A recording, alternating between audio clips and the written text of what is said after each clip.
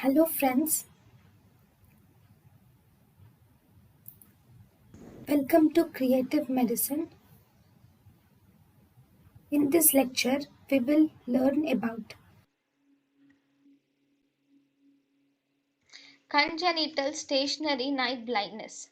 Now, in the congenital stationary night blindness, it is of two types. One, it can have normal appearing fundus or it can have abnormal appearing fundus.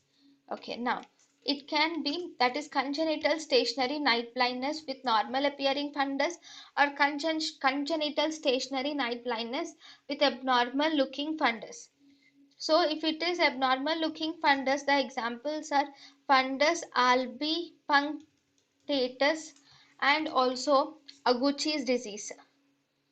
So these patients will demonstrate a phenomenon which is called as Musio's phenomenon, where the retina appears yellowish sheen due to exposure.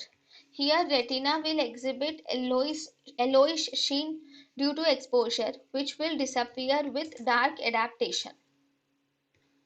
So this is congenital stationary night blindness. thank you and thank you for watching.